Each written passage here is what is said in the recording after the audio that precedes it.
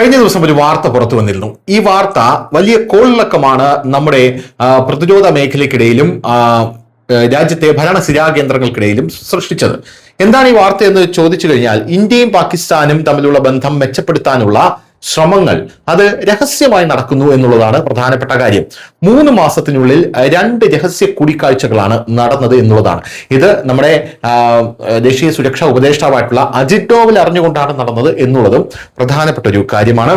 Operation സിന്ദൂറിന് 1 വർഷം തികയുമ്പോഴും ഇന്ത്യയും പാകിസ്ഥാനും തമ്മിലുള്ള ബന്ധത്തിൽ ഇപ്പോഴും വലിയൊരു ശൂന്യതയുണ്ട് എന്നുള്ള കാര്യത്തിൽ തർക്കമില്ല. ഔദ്യോഗിക ബന്ധമൊന്നും ഉണ്ടായിട്ടില്ല. പക്ഷേ സംഭാഷണത്തിലുള്ള വഴി തുറക്കാനുള്ള തിരശ്ശീലയ്ക്ക് പിന്നിലെ ശ്രമങ്ങൾ ശക്തമായിരിക്കുന്നു എന്നാണ് മനസ്സിലാക്കാൻ സാധിക്കുന്നത്. മാധ്യമ റിപ്പോർട്ടുകൾ പ്രകാരം ഇരു രാജ്യങ്ങളിലെയും വിരമിച്ച സൈനിക ജനറൽമാരും നയതന്ത്രജ്ഞരും ചർച്ചയ്ക്ക് നേതൃത്വം നൽകി. ഖത്തറിന്റെയും മറ്റൊരു ഏഷ്യൻ രാജ്യത്തിന്റെയും തലസ്ഥാനങ്ങളിൽ കഴിഞ്ഞ 3 മാസത്തിനിടെ കുറഞ്ഞത് 2 തവണയെങ്കിലും രഹസ്യ കൂടിക്കാഴ്ചകൾ നടന്നിട്ടുണ്ട് എന്നാണ് അവകാശപ്പെടുന്നത്. ഈ കൂടിക്കാഴ്ചകൾ അനൗപചാരികമാണെങ്കിലും പിരിമുറുക്കം കുറയ്ക്കുന്നതിനുള്ള ആദ്യത്തെ പ്രധാന ശ്രമമായി ഇതിനെ കണക്കാക്കുന്നു എന്നുള്ളതാണ് ഈ റിപ്പോർട്ടുകൾ സൂചിപ്പിക്കുന്നത്. ഇസ്ലാമാബാദുമായും റാവൽപിണ്ടിയുമായും ചർച്ചകൾക്കായി ഒരു രഹസ്യ ചാനൽ തുറക്കണമെന്ന് ഇന്ത്യൻ സർക്കാർ വൃത്തങ്ങളിൽ അഭിപ്രായ സമന്വയമുണ്ട് എന്നുള്ള കാര്യത്തിൽ തർക്കമില്ല. ദേശീയ സുരക്ഷാ ഉപദേഷ്ടാവ് അജിത് ഡോവലിന്റെ ഓഫീസിനെയും ദേശീയ സുരക്ഷാ കൗൺസിൽ സെക്രട്ടേറിയറ്റിനെയും ഈ സംഭവ വികാസത്തെക്കുറിച്ച് അറിയിച്ചിട്ടുണ്ട് എന്നാണ് അറിയാൻ സാധിക്കുന്നത്. പാകിസ്ഥാനിൽ നിന്നും സമാനമായ ആഗ്രഹം അവർ പ്രകടിപ്പിച്ചിട്ടുണ്ട്.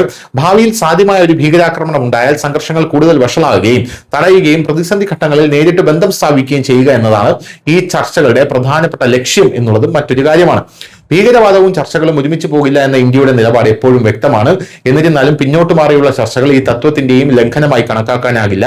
പ്രതിസന്ധി ഘട്ടങ്ങളിൽ ഇന്ത്യൻ സർക്കാരിന് പാകിസ്ഥാൻ നേതൃത്വവുമായി നേരിട്ട് സംസാരിക്കാൻ കഴിയുന്ന ഒരു സംവിധാനവുമായിട്ടാണ് ഇവയെ കാണുന്നത്.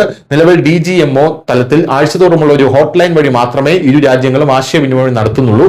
അത് അപര്യാപ്തമാണ് എന്നും തെളിഞ്ഞേക്കാം എന്നും ഈ റിപ്പോർട്ടുകൾ സൂചിപ്പിക്കുന്നു. എന്തായാലും ഇത് വിരമിച്ച ഒരു കൂട്ടം സൈനികരുടെ നേതൃത്വത്തിലാണ് ഈ ചർച്ചകൾ നടക്കുന്നത് എന്നുള്ളതാണ് മറ്റൊരു പ്രധാനപ്പെട്ട കാര്യം. News desk Malayalam.